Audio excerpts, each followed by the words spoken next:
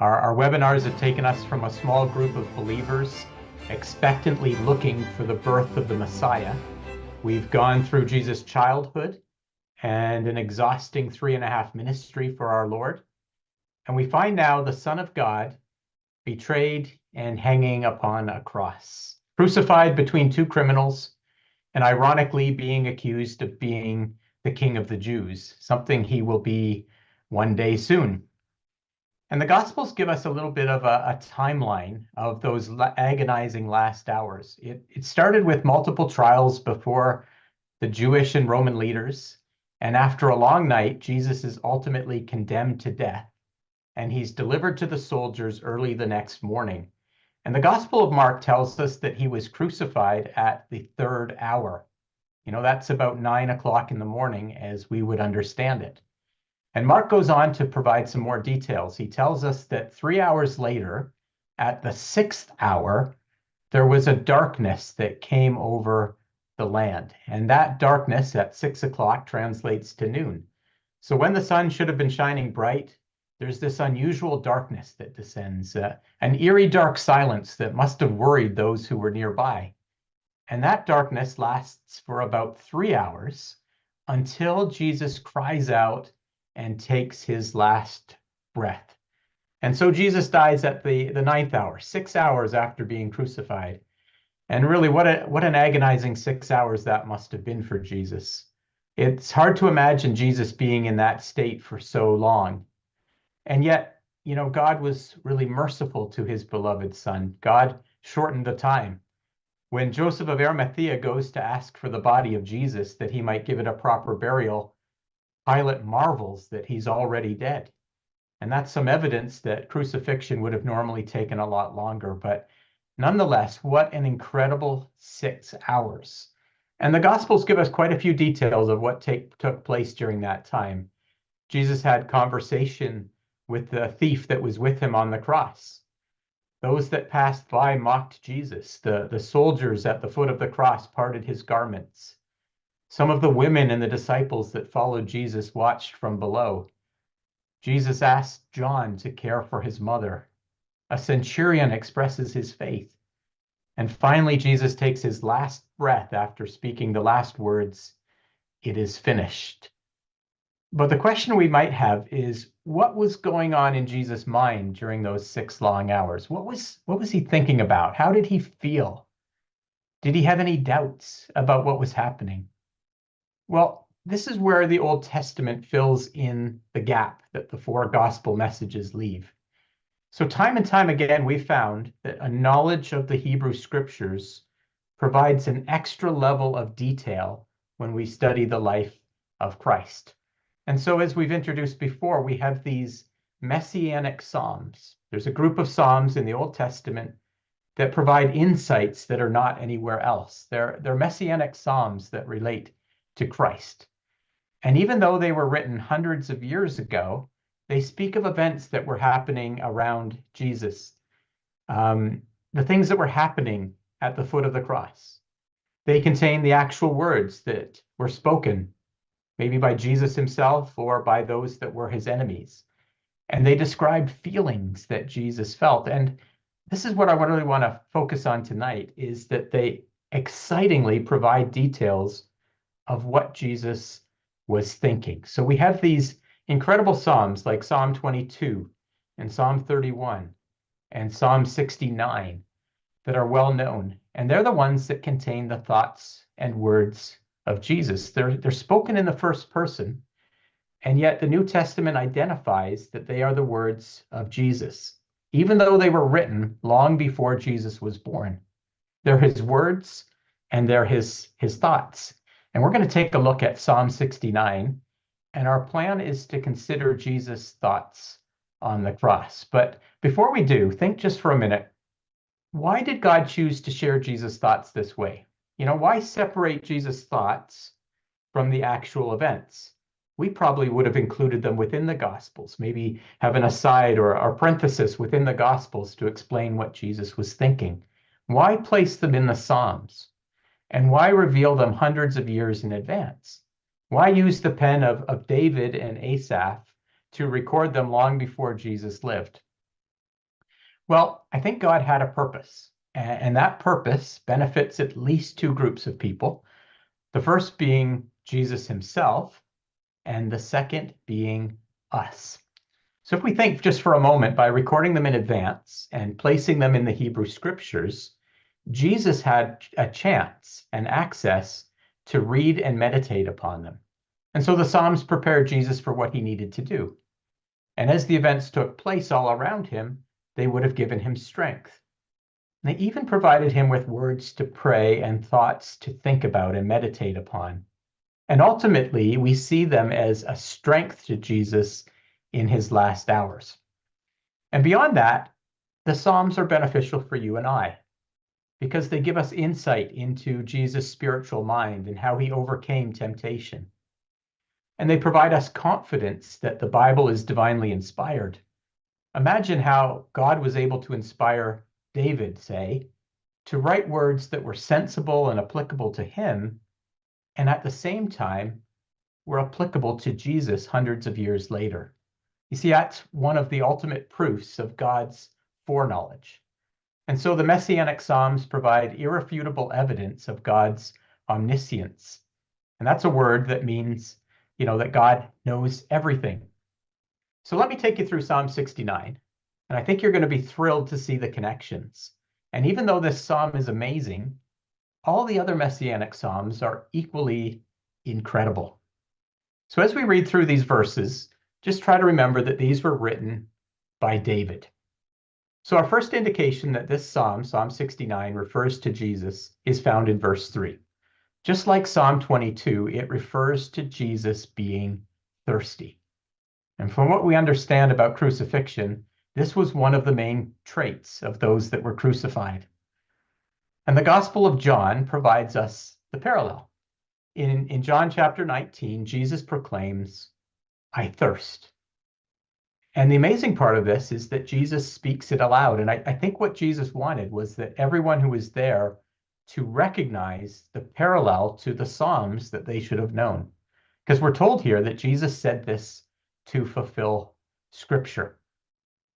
When we jump down to the next verse, verse 4, the psalm goes on to speak of Jesus' accusers. All around him were these men who hated him. But they didn't hate him because he'd done something wrong. They hated him because he was sinless. There was no guile in his mouth. The hatred, as the psalm says, was unfounded. And so Jesus quotes this in John 15 before he goes to the cross. He's telling his disciples that the people hated both him and God, his Father, because of what he taught and because of what he did. And Jesus would have witnessed this from the cross. And he would have taken comfort in knowing that he was not on the cross because of some sin that he had committed, but because he had lived a perfect life. We jump down a few more verses to verse 11. Now remember, this entire psalm is about Jesus. We're just pointing out some of the most obvious connections. And this one would have been very evident during Jesus' life, but particularly so while he hung upon the cross. All that passed by reviled and mocked him. It wasn't just the rulers that hated him, but the ordinary citizens as well. So Matthew 27 tells us that everyone who passed by reviled him, wagging their heads, and likewise the chief priests mocking him. He was a proverb to the people. And then we come to the most precise of the parallels that are in Psalm 69, where Jesus proclaimed his thirst. And there at the cross were some ready to respond. They found a pole and a sponge, and they put vinegar on it, and they gave it him to drink. A bitter drink, perhaps intended to deaden the pain, but Jesus would have none of it. It says he would not drink. And we think of Matthew chapter 27, that they gave him vinegar to drink mixed with gall. So there's the exact reference from Psalm 69. So all these connections provide clear evidence that this psalm is messianic, very applicable to Jesus' time on the cross. But there's a little bit more because there's some parallels that were fulfilled earlier in his life. In verse 8, we're told that he became a stranger to his brethren. And there were many times in Jesus' ministry. In the beginning, there were many stages to Jesus' ministry. In the beginning, there was popularity. He performed great miracles. He healed the sick. Everyone was impressed with his revolutionary teaching.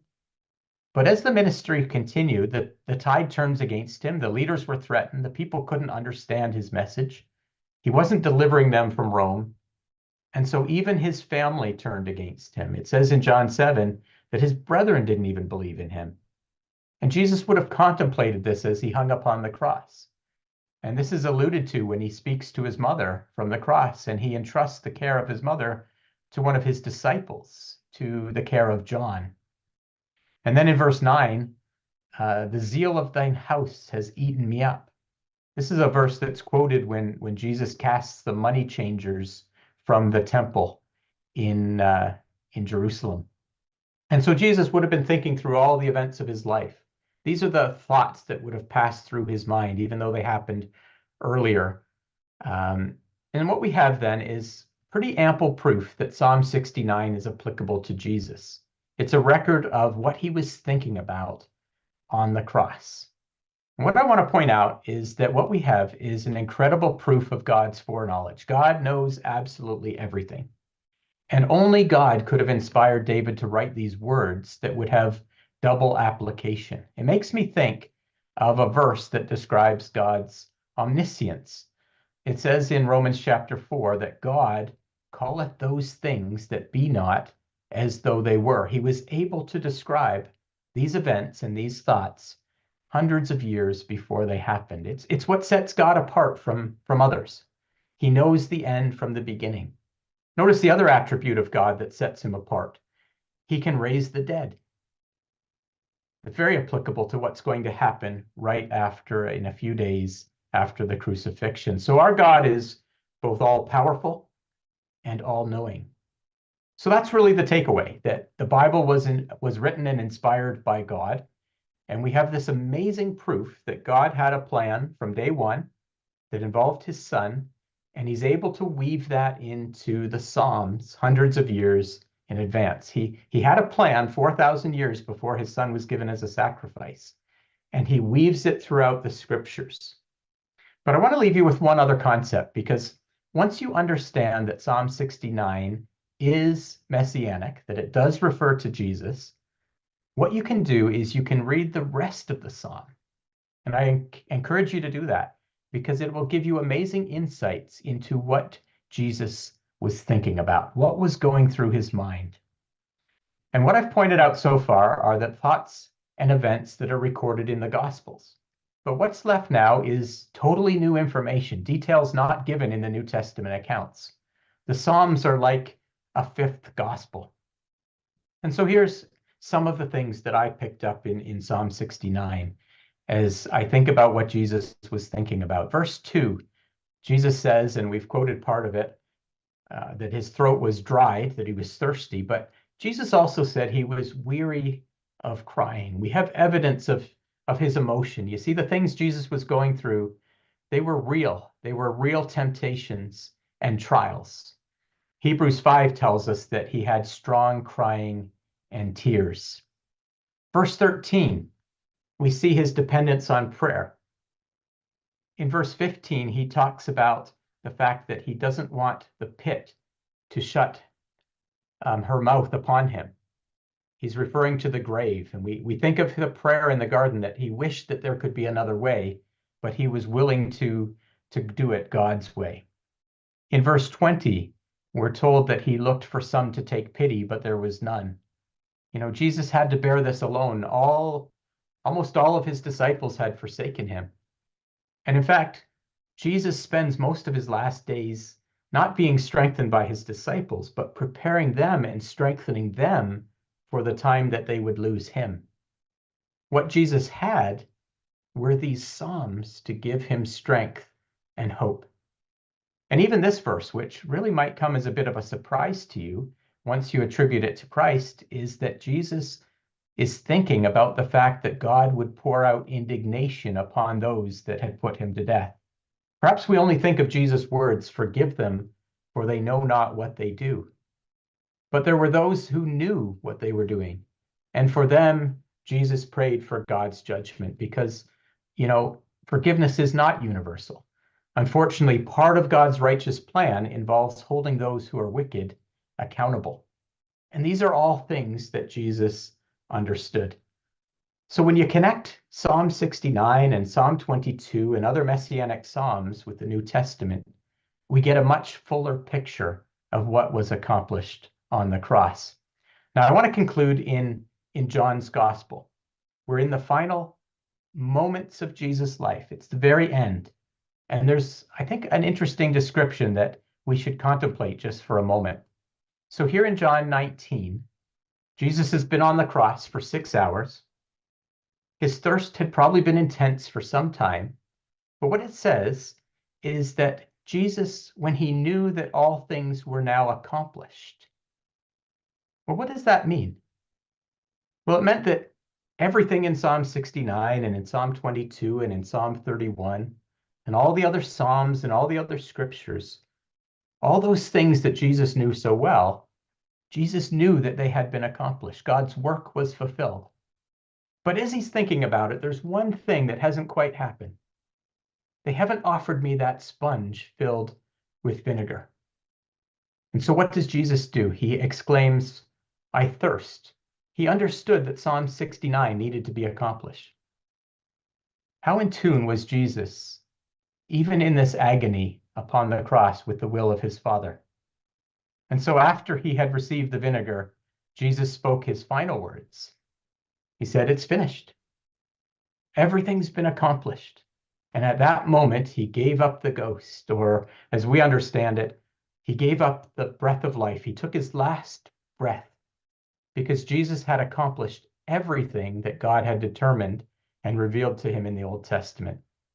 He'd lived that life completely without sin, completely in service to his God. And in doing so, Jesus brought salvation for you and I.